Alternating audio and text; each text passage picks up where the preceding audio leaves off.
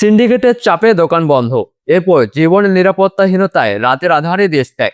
গত কয়েকদিন ধরে সোশ্যাল মিডিয়ায় সবচাইতে আলোচিত নাম নবীন ফ্যাশন বা নবীন পাঞ্জাবি। সাধারণ মানুষের কাছে তিনি এক মজলুম ব্যবসায়ী, যিনি কম দামে পণ্য দিতে গিয়ে প্রভাবশালী সিন্ডিকেটের রোশানলে পড়েছেন। কিন্তু মুদ্রার কি একটাই পিচ, নাকি এর আড়ালে লুকিয়ে আছে ইভেলি বা MLM এর মতো ভয়ঙ্কর মার্কেটিং কৌশল? আবেগ আর প্রতারণার এই সূক্ষ্ম খেলায় সাধারণ মানুষ কি আবারও বোকা হচ্ছেন? বিস্তারিত থাকছে আজকের অনুসন্ধানী প্রতিবেদনে।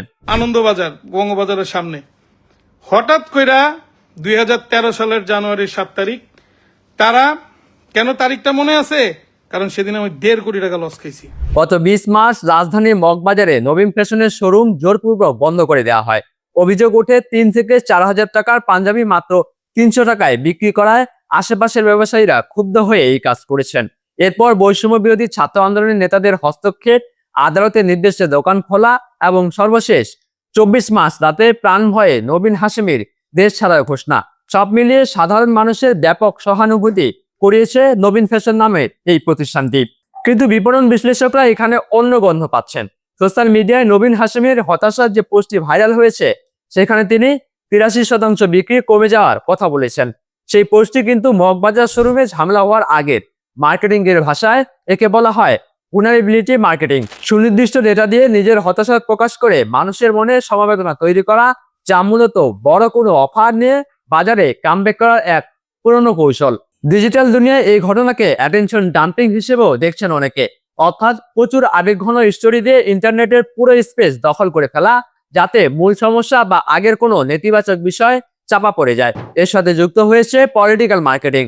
অভিযোগ হয়েছে একটি নির্দিষ্ট রাজনৈতিক দলের বট বাহিনী তাকে নিয়ে অনলাইনে সরব, কিন্তু ব্যবসায় রাজনৈতিক বা আদর্শিক পরিচয় মেশানো দীর্ঘমেয়াদে আত্মঘাতী। সমাজ যখন দ্বিধা বিভক্ত থাকে, তখন এক পক্ষকে খুশি করতে গিয়ে অন্য বড় অংশকে হারাতে হয়। এর সবচেয়ে বড় প্রমাণ ইসলামী ব্যাংক, যেখানে রাজনৈতিক মার্কেটিং ও পেশাদারিত্বের অভাবে এস আলম হাজার কোটি টাকার কেলেঙ্কারি করতে পেরেছিল। বাংলাদেশের বাজারে ইভেলির মতো প্রতিষ্ঠান বা MLM কোম্পানিগুলো সবসময় মানুষের ধর্মীয় অনুভূতি এবং দ্রুত লাভবান হওয়ার ইচ্ছাকে পুঁজি করেই সফল হয়েছে। অতীত ঘাটলে নবীন হাশেমের সাথেও এমন কিছু বিতর্কিত ব্যবসায় সম্পৃক্ততার গুঞ্জন রয়েছে। তাই বাস্তবে অফার আর ইমোশনাল স্টোরিটেলিং এর এই ফাঁদে পা দেওয়ার আগে ক্রেতাদের আরেকবার ভাবার সময় এসেছে। তো বাদ দেওয়ার পরে আবার আমার নামে একটা মামলাও দিয়ে দিছে। মামলা খেয়ে তো এত ভয় পাইছি, তোর আর ব্যবসা বাণিজ্যই করুম না, আর এই গোলামির ব্যবসায়ী করুম না। ডিলারশিপ কদিন পর বাদ হয়ে যায়, আমাদের সারা জীবনের কষ্টের পয়সা একটা টানের উপরে নিয়ে চলে যায়। মাহমুদ বিন মারুফ, নিউজ ডেস্ক, ডেইলি সকালবেলা।